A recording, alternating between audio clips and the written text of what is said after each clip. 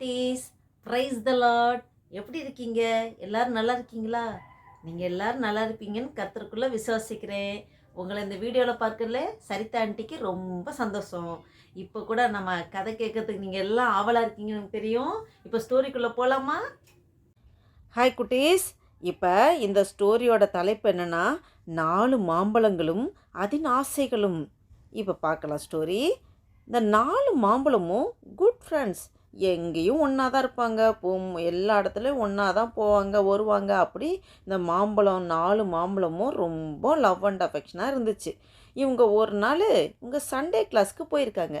Sunday class anti சொன்னாங்க, மாம்பழங்களா, நம்ம இந்த பூமியில் வாழ்கிறதுல ஒரு நோக்கம் இருக்குது. நீங்கள் மற்றவங்களுக்கு யூஸ்ஃபுல்லாக நம்ம இருக்கணும், எப்போவுமே மற்றவங்களுக்கு பிரயோஜனப்படுற மாதிரி இருக்கணும். அப்படி தான் நம்ம ஏசப்பா நம்மளை படைச்சிருக்காரு. நீங்கள் நான் நெக்ஸ்ட்டு வீக்கு உங்களை பார்ப்பேன். நீங்கள் ஃப்யூச்சரில் என்னவா இருக்கணும் அப்படின்னு நீங்கள் நினச்சிட்ருக்கீங்கன்னு எனக்கு சொல்லணும். நீங்கள் திங்க் பண்ணிவிட்டு நெக்ஸ்ட் வீக்கில் நம்ம மீட் பண்ணுவோன்னு சொல்லி இந்த ஆன்ட்டி சொல்லிட்டாங்க. ஓகேன்னு சொல்லிவிட்டு இவங்க யோசிக்கிறாங்க. இது ஓகே, நல்லா நெக்ஸ்ட் வீக்கு போவோம் அப்படின்னு சொல்லி எல்லாம் அந்த மாம்பழம்லாம் நல்லா அதில் மரத்தில் சந்தோஷமாக இருக்காங்க. அடுத்து நெக்ஸ்ட் வீக்கு சண்டே கிளாஸ் போகிறாங்க.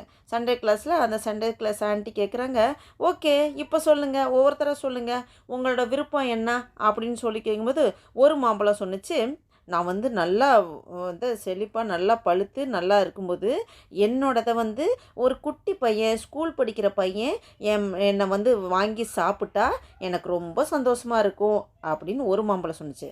ரெண்டாவது மாம்பழம் என்ன சொன்னிச்சு, எனக்கு ஒரு பணக்கார வீட்டில் அவங்க எடுத்துகிட்டு போய் அவங்க சாப்பிட்டா எனக்கு ரொம்ப சந்தோஷம், இதான் என்னோடய ஆசை அப்படின்னு சொல்லி அதோட ஆசையை சொன்னிச்சு. மூணாவது மாம்பழம் அவங்களோட ஆசையை இந்த ஆன்ட்டி கேட்குறாங்க, உனக்கு என்ன ஆசை அப்படின்னு கேட்கும்போது மூணாவது மாம்பழம் சொன்னிச்சு, எனக்கு வேறு ஒன்றும் ஆசை இல்லை, ஏசப்பாவோட விருப்பம் தான் என்னோடய விருப்பம், ஏசப்பாவுக்கு சித்தமானபடி நடக்கட்டும், நான் அதுதான் என்னோடய ஆசை அப்படின்னு சொல்லும்போது இந்த ஆன்ட்டிக்கு பயங்கர சந்தோஷம். எல்லோரும் கிளாப் பண்ணுங்க. எப்படி நினைக்கிறாங்க பார்த்தியா, இந்த மூணாவது மாம்பழம் ஏசப்பாவுக்கு என்ன சித்தமோ அதுபடி நடக்கட்டும்னு சொல்லி அந்த மாம்பழம் தன்னோட வாழ்க்கையை அதுக்காக அர்ப்பணிச்சிருக்கிறது. இது உண்மையுமே ரொம்ப சந்தோஷம், எல்லாம் கிளாப் பண்ணுங்கன்னு சொல்லி அப்ரிஷியேட் பண்ணாங்க. சரி, நாலாவது மாம்பழம் உனக்கு என்ன ஆசை அப்படின்னு கேட்கும்போது அந்த மாம்பழம் சொன்னிச்சு, எனக்கு இவங்கள மாதிரிலாம் எனக்கு அப்படி ஒன்றும் ஆசை இல்லை, எனக்கு ஆசை அந்த மரத்துலையே பச்சை பசேன்னு அதுலையே நான் பழுத்து காய்ச்சி அப்படியே இருக்கணும், எனக்கு ரொம்ப சந்தோஷம், மரத்துலேயே இருக்க தான் சந்தோஷம், என்னை யாரும் வாங்கி சாப்பிடலாம் கூடாது, எனக்கு அதில் விருப்பம் இல்லை அப்படின்னு சொன்னதும் இந்த ஆன்ட்டி சொன்னாங்க, இல்லை நம்ம மற்றவங்களுக்கு பிரோஜனமாக இருக்கணும், யாராவது வாங்கி சாப்பிடணும், நீ அந்த மாதிரி ஆசையை வளர்த்துக்க, இப்படி இருக்கக்கூடாது அப்படின்னு சொன்னாலும் அது கேட்கல. சரின்னு அந்த கிளாஸ் முடிஞ்சிச்சு, எல்லாம் கிளம்பி போயிட்டாங்க. இவங்க நல்லா வளர்றாங்க. அந்த காயாக இருக்கிறது நல்லா பழுத்து சூப்பராக நல்லா சாப்பிட்ற அளவுக்கு நல்லா செழிப்பாக வளர்ந்துட்டாங்க. உடனே சரின்னு இந்த மரத்துலேருந்து இந்த பழங்களை பறிக்கிறதுக்கு ஒரு குரூப் வராங்க. மரங்கள்லாம் பழத்தெல்லாம் பறிக்கும்போது இந்த 3 மாம்பழத்தையும் பறிச்சிட்டாங்க.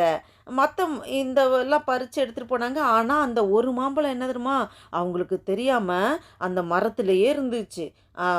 அவங்க இலையெல்லாம் மூடி மறைச்சிக்கிச்சு அந்த மாம்பழம், காமிக்காதபடி. அப்போ இந்த மாம்பழங்கள், இந்த 3 மாம்பழம் அதோட கூட அந்த மரத்தில் அந்த மற்ற மாம்பழம்லாம் அழகாக சேல்ஸுக்கு போகுது. எங்கே போகுது, சூப்பர் மார்க்கெட்டில், பெரிய பெரிய சூப்பர் மார்க்கெட்டில் சேல்ஸுக்கு போகுது.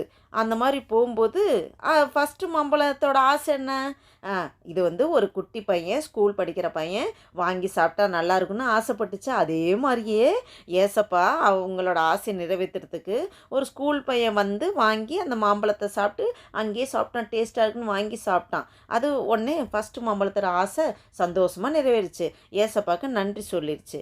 ரெண்டாவது மாம்பழம் அது ஆசைப்பட்டபடி ஏசப்பா ஒரு பணக்கார வீட்டிலேருந்து ஒரு 2 லேடிஸ் வராங்க. அவங்க ஷாப்பிங் பண்ணும்போது இந்த மாம்பழம் நல்லா இருக்கே, இதை வாங்கி சாப்பிடுன்னு வாங்கிட்டு வீட்டில் போய் டைனிங் டேபிளில் கட் பண்ணி நல்லா சாப்பிட்டாங்க. அந்த ரெண்டாவது மாம்பழத்தோட ஆசை நிறைவேறிச்சு. ஏசப்பா உமக்கு ஸ்தோத்திரம்னு ரொம்ப சந்தோஷமாக அதுவும் நன்றி சொன்னிச்சு ஆண்டவருக்கு. மூணாவது மாம்பழம் வெயிட் பண்ணுது. அந்த பெரிய பெரிய சூப்பர் மார்க்கெட்டில் தான் இது இருக்குது. ஆனால் இந்த மாம்பழத்தை யாருமே வாங்கலை. ஆனாலும் ஏசப்போட சித்தத்துக்கு காத்திருந்து பொறுமையாக காத்திருக்கு. ஏசப்பா உம்முடைய சித்தத்தின்படி நீங்கள் நடத்துங்கப்பா. என்னோட ஆசையெல்லாம் நீங்கள் தான் ஆண்டவரே. என்னைய எப்படி யாருக்கு பயன்படணும்னு தோணுதோ நீங்கள் பயன்படுத்துங்கப்பான்னு சொல்லி ஏசப்போட ஆசைக்கு இந்த மாம்பழம் காத்திருந்துச்சு. அப்போ பார்த்தா அது இருக்க மாம்பழம் அப்படியே தோலெல்லாம் சுருங்கி போய் ஒரு மாதிரி இருக்கவும் என்ன பண்ணாங்க இந்த சூப்பர் மார்க்கெட்டில், ஐயோ இது குவாலிட்டி கொஞ்சம் பேடாகிற மாதிரி இருக்குது, வேணாம் இதை டிஸ்கார்ட் பண்ணலாம் அப்படின்னு சொல்லிட்டு அந்த வேஸ்ட் பீப்புள் வந்து டிஸ்கார்ட் பண்ணுறதுக்கு போட்டாங்க பார்த்துங்க. வேஸ்ட்டில் போட்டாங்க. உடனே அது ஏசப்பா நான் உண்மை தான் நம்பியிருக்கேன், யாருக்காவது பிரயோஜனப்படணும் ஏசப்பான்னு அது வேஸ்ட்டு பக்கெட்டில் இருந்தாலும் அதை ஆண்டவரை துதிச்சிட்டு இருக்கும்போது பாருங்கள் ஒரு அதிசயம். அந்த வேஸ்ட் பக்கெட்டில் போட்டது அது நழுவி பக்கெட்டுக்குள்ளே விழுவாமல் அது நழுவி அந்த பக்கெட்டுக்கு வெளியில் விழுந்திருக்கு. அந்த டைம் பார்த்து ஒரு பிச்சைக்காரங்க, அவங்களுக்கு வந்து ரொம்ப வறுமையில் இருக்காங்க. அந்த வயசானவர், அவருக்கு ரொம்ப நாள் பசியில் கஷ்டப்பட்டுட்ருக்காங்க. அவருக்கு ஏதாவது சாப்பிட்றதுக்கு கிடைக்குமா அப்படின்னு சொல்லிட்டு அந்த வேஸ்ட்டு பக்கெட்டு சைடு வந்தாச்சு எதாவது கிடைக்குமான்னு சொல்லிட்டு அவர் தாகத்தோடு வராரு. வந்தால் இந்த மாம்பழம் இருக்குது. அதை பார்த்ததும் அவருக்கு பயங்கர சந்தோஷம். ஏசப்பா உமக்கு நன்றின்னு சொல்லி அந்த வயசானவர் அந்த மாம்பழம் எடுத்து ருசித்து சாப்பிட்றாரு. இந்த மாம்பழம் நினச்சிது, இந்த 3வது மாம்பழம், ஏசப்பா உமக்கு நன்றி ஏசப்பா, நான் உம்முடைய சித்தத்துக்காக காத்திருந்தேன், எனக்கு ரொம்ப பயனுள்ளபடி நீங்கள் எனக்கு செஞ்சு கொடுத்தீங்க. இந்த வயசானவங்க, இந்த சாப்பிட்றதுக்கே வழி இல்லாமல் இருக்கிறவங்களுக்கு நான் புரோஜனப்படுற மாதிரி எனக்கு நீங்கள் ஏற்படுத்தி தந்தீங்களே ஏசப்பா, உமக்கு நன்றி ஏசப்பான்னு சொல்லி ஆண்டவரை இந்த 3வது மாம்பழம் ரொம்ப துதிச்சுது. அப்படி இருக்கும்போது இது பாருங்க, இந்த மரத்தில் இதுங்கெல்லாம் ஒன்றா தான் வாழ்ந்துச்சுங்க. இந்த 4 பேர் மாம்பழம் ஃப்ரெண்ட்ஸாக இருந்தது, எல்லாம் ஒன்றா தான் இந்த மரத்தில் ஒன்றா வாழ்ந்ததுங்க. பார்த்தீங்களா, அதில் மாம்பழம், 2வது மாம்பழம், 3வது மாம்பழம் எல்லாம் எல்லாருக்கும் புரோஜனமாக அதோட ஆசைகளை ஏசப்பா நிறைவேற்றி தந்தார். இப்போ பாருங்கள், இந்த 4வது மாம்பழத்தோட கெதி என்னன்னு பார்ப்போமா? 4வது மாம்பழம் பாருங்க, அந்த இது பழத்தை பறித்து கொண்டு போகிறவங்க கண்ணில் மறைஞ்சு, இலைகளை மறைஞ்சு அந்த ஒரு மாம்பழம் இருக்குது பார்த்தீங்களா, இது வந்து மரத்துலேயே பச்சை பசேன்னு அந்த இதோட அப்படியே இருக்கணும்னு நினச்சிது, யாரும் சாப்பிடக்கூடாது அப்படின்னு நினச்சிது. அது நினச்சதுக்கு வந்து பாருங்கள், கடைசியில் அது மரத்தில் இருந்து அதை ஸ்டேஜ் மாதிரி அழுகி போய் டேமேஜ் ஆகி அது அப்படி சொத்துன்னு அந்த பிடிப்பு அந்த அந்த மரத்திலே கேப்சர் பண்ணுற தன்மையை இழந்துருச்சு. கீழே சொதக்குன்னு விழுந்துருச்சு. அது விழுந்து அது அழுவுது. ஐயோ, எங்கள் ஃப்ரெண்ட்ஸுங்க 3 பேரும் அவங்க ஆசைப்பட்டபடி எல்லாருக்கும் ஏசப்பா எல்லாம் நிறைவேற்றி தந்தார். நான் எதுவுமே ஆசைப்படாமல் இந்த மரத்தில் இருக்குன்னு நினச்சேனே, நான் யாருக்கும் பயன்படக்கூடாதுன்னு நினச்சேனே, அதனால் யாருக்குமே பிரயோஜனம் இல்லாமல் போயிட்டேனே, இப்படி நான் அழுகி போய் கீழே உளுந்து கிடக்கிறேன்னு அது அழுவுது. கொஞ்ச நேரம் கழித்து பார்த்தா வேஸ்ட்டு பர்சன் வராங்க. அந்த மலையை அந்த மரத்துக்கு கீழே இலையெல்லாம் எல்லாம் செதறெல்லாம் விழுந்து கிடக்குள்ள அந்த அதோடைய எல்லாம் கூட்டி தள்ளும்போது இந்த மாம்பழத்தையும் அழுகி போன மாம்பழத்தையும் கூட்டி தள்ளி எல்லாத்தையும் சேர்த்து என்ன பண்ணுறாங்க, இங்கே பாருங்க, அந்த நெருப்பில் போட்டு எரிச்சிட்டாங்க. அந்த மாம்பழமும் எரிஞ்சு போச்சு. அது கொட்டை கூட மிஞ்சலை, எல்லாமே எரிஞ்சு போச்சு, எல்லாமே போயிடுச்சு. அது ஃபீல் பண்ணி நான் யாருக்குமே பிரயோஜனமாக அழிஞ்சு போயிட்டேனேன்னா அது அப்படியே அழிஞ்சும் போயிடுச்சு. பிள்ளைங்களா, இதுலேருந்து நம்ம என்ன தெரிஞ்சுக்கிறோம் பிள்ளைங்களா? நீங்கள் ஒன்று யோசிச்சு பார்த்தீங்களா? குட்டீஸுங்களா, நம்ம இதை தான் வேதத்துலேயும் சொல்லியிருக்கு, கேளுங்கள் அப்போது உங்களுக்கு கொடுக்கப்படும். மத்தேயு 7ஆம் அதிகாரம் 7வது வசனத்தில் சொல்லப்பட்டிருக்கு. மேத்யூ 7 சாப்டர் 7 வேர்ட்ஸ் 7 இதில் சொல்லப்பட்டிருக்கு. கேளுங்கள் அப்போது உங்களுக்கு கொடுக்கப்படும். நம்ம எப்போவுமே ஆண்டவருக்கு விருப்பமானபடி கேட்கணும். அந்த 3வது மாம்பழம் கேட்டபடி, ஏசப்பா உம்முடைய சித்தத்தின்படி என்னை நடத்துங்கப்பான்னு சொல்லி ஆண்டவர் சித்தத்துக்கு ஒப்பு கொடுத்து ஆண்டவரே நீங்களே நடத்துங்க, உம்முடைய சித்தத்துப்படி நடத்துங்கன்னு கேட்கும்போது ஆண்டவர் வாய்க்க பண்ணி தருவார்.